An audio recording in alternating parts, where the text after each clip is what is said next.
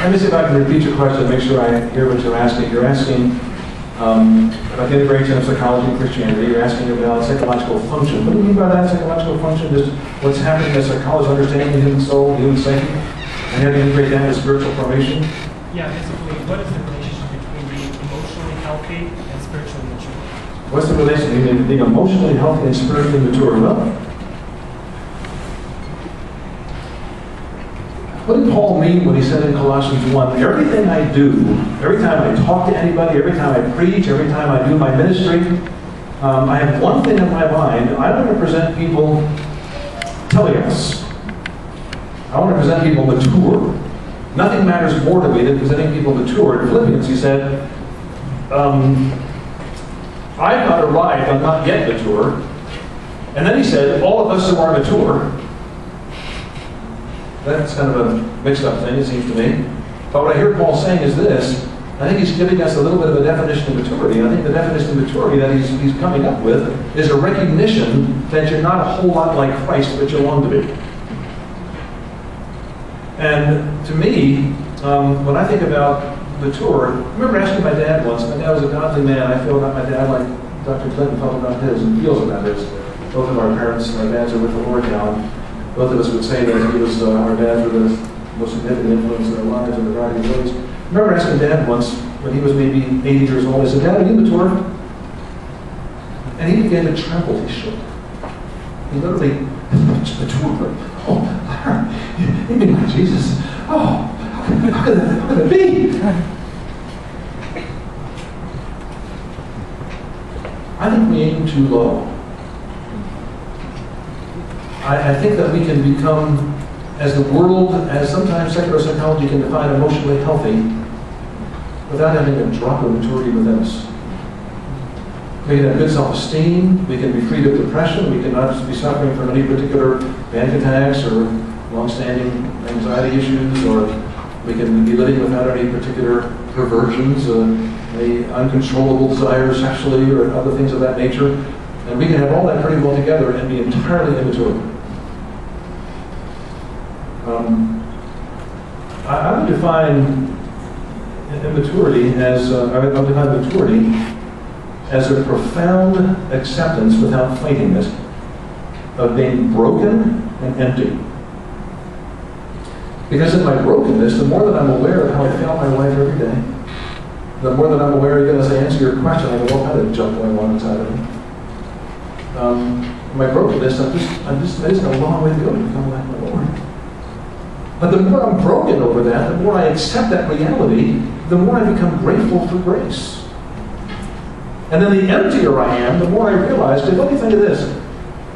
I can't think of a thing in this world, and I don't mean secular world, bad world, but just in this life, there's nothing in this world that deeply satisfies my soul. I live as an empty man. C.S. Lewis said, and if he didn't, he should have. I don't remember a good quote here, Lewis, whether he said it or not, but I think Lewis said this. Actually, I'm sure he did. He said this, he said that when you discover a desire in your soul, when you discover a desire within you that nothing in this world can satisfy, then you begin to realize that you were created for another world.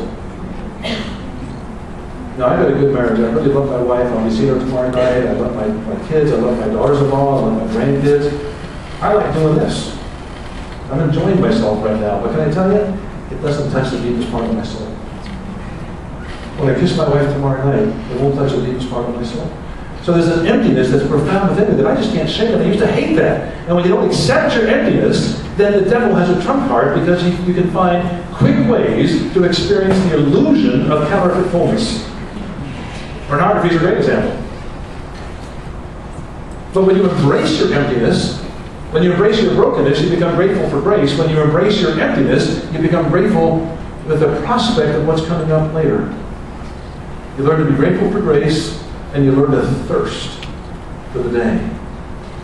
Maybe it's just because I'm getting older, but I'm still thirsty for heaven. My cancer is back right now. And it looks like it's going to be not a problem, but it could be a problem. The doctor tells me when I get my big test in 2 weeks from now that I'm going to die in a month. It'll be hard. I'll cry. But I'm going to be looking forward to it. I really am. I really am.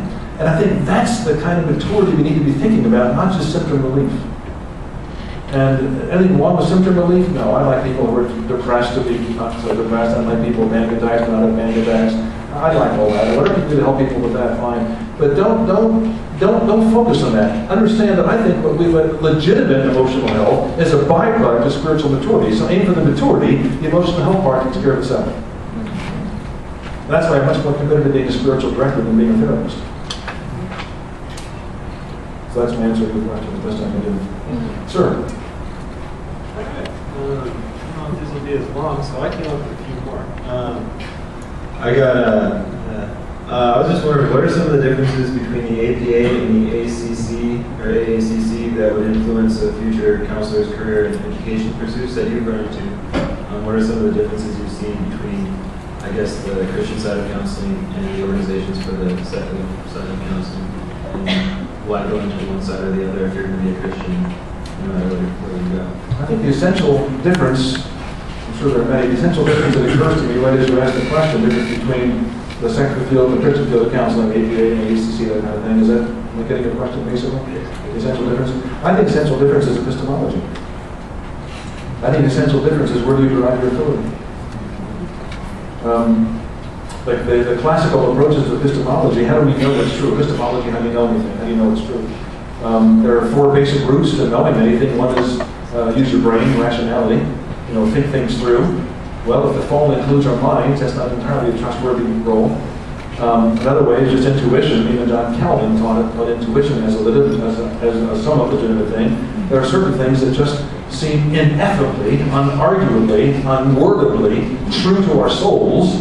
But if that's your final epistemology, I think you're in big trouble because you're subject to deceit. And then empiricism, experience. And that's, I think there's a place for research in the field of psychology, of course, but if that's your fundamental epistemology, I think you're all right.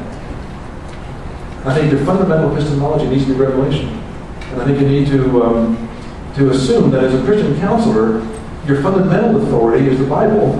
And when I say that, I can say it glibly, it just sounds like a good old Christian preacher, believe your Bible, and hold the Bible up high, and all that sort of thing, which I believe.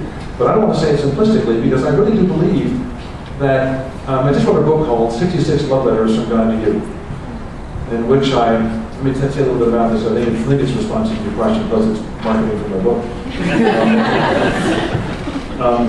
5 years ago, I got up one night in a really bad mood, in one of my dark nights of the soul, which I like to dignify it by calling it that. I was just a mess. And sat in front of the fireplace at 1 o'clock in the morning, 2 o'clock in the morning. This was whining to God, and thought about Hosea 5:15, where he says, in their misery, people will earnestly seek me. And I thought, well, I got the misery down right now. How do I seek you? And I was just kind of whining and griping and saying, God, why aren't you more real to me? I don't sense your presence. And it really frustrates me because I need you. And I didn't hear anything audible, but the sense that I got from God was, I've written you 66 love letters, isn't that enough? And I thought, no. But that was a challenge to me. And I began to realize that I had never read the Bible as a love letter. How do you read Leviticus as a love letter? How do you read Obadiah as a love letter? And I believe that if He has given us all things that we need for the life that He wants us to live, then I think the fundamental challenge for a Christian counselor who's going to adopt a revelational epistemology, depending on the Bible, as the foundation and framework for all that he does as a counselor, then he's going to have to develop a relational hermeneutic. He's going to have to learn how to go to the Bible to hear the Spirit of God talk through the Word to the deepest part of the soul. And I believe that if you go to the Bible and come up with the categories of understanding, spiritual theology, not just systematic and all of that, not just biblical and all of that, but spiritual theology, a theology that is alive with a dynamic that reaches the core of the human soul, if you have a hermeneutic that allows you to get to that, then I believe out of the Bible, you can develop a framework for understanding dissociative disorders, understanding eating disorders, understanding sexual disorders. Now, can psychology make contributions to that? Sure. But it's got to be a framework that is entirely revelationally based in its essentials. So my fundamental distinction is epistemology. Sweet.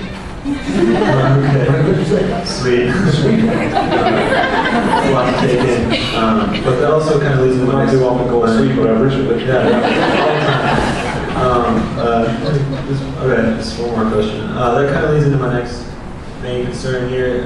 As a 21-year-old without this hermeneutical, epistemological approach to counseling quite yet, which I'm working on daily now, starting today.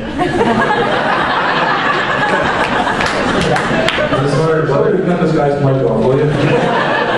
He's still on the show. I'm wondering, what are some things that helped you in your early stages of being a counselor? What are some of the main things that you wish you had prepared for better, so it's not just a trial and error for so many of us out here trying to get to where you are at? That's it. I don't want to get to where I'm confused, but I really appreciate your question, and I really, I think I have a response to that question, actually. Talking to you as a 21-year-old guy that is studying counseling, is that your way of looking forward to being a counselor? Yeah. Certainly, in addition to being, by the way, I'm impressed with Liberty. I'm not just saying it because I'm here at Liberty, but behind your back I say that. So I'm saying it sincerely. Just a few folks that I know here, I just really feel like it's a good place to be. And I was sitting here thinking, I got 5 grandkids, and I just was sitting here tonight just thinking, would you be something for grandkids in here? I really would like one. So having said that, and knowing guys like Dave and some others, and meeting Fernando for the first time tonight, I think, and feeling like, my gosh, you get to study under people like this, and Carmelo, just met again to them. I'm impressed. But having said that, it's wonderful that you're here and learning all that you're learning in the courses. In addition to that, which is a given, in addition to that, I would say 2 things. First, I would say, make sure that starting now, you make a commitment that you will not live with a secret. That you will have a friend in the deepest sense of that word. I have one friend. I have many good friends. But there's one man who I have bared my soul to as I have with nobody else. He lives in Belgium. There's not a thing about my life he doesn't know. And vice versa. And that relationship began when he took me on. He was a student of mine, and he got his master's in counseling underneath me. And I was speaking at a Boston conference, my first time, years and years and years ago, a big audience, 6,000 people, with big televisions and all that. And I was sitting in the audience, I was going to be the next speaker, and Steve Brown was up there speaking, and you know Steve, I was just speaking with him last weekend, but he was the major speaker, and I was a sideline guy at this men's conference that Dr. Clinton and I were at just last week, and Ron and Josh were there. And Steve always says he has a face for radio.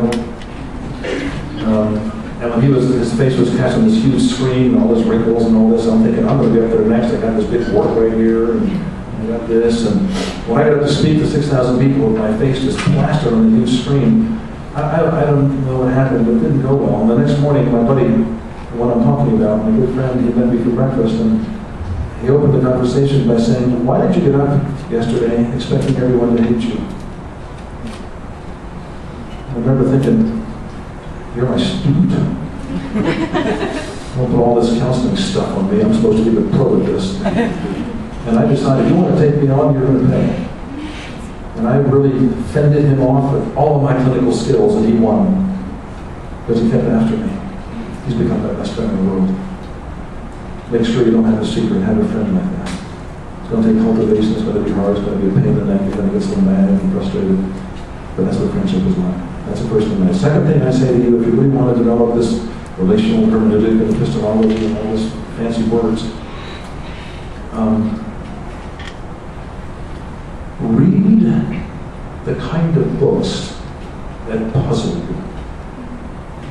About a year ago, I finished Crime and Punishment for the 3rd time.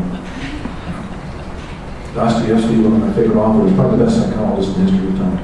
Brothers Karamazov was an incredible book. Half your reading should be dead authors. A couple of living authors I wouldn't mind you read as well, but you need to read Jonathan Edwards, you need to read C.S. Lewis, you need to read people outside of the field of psychology.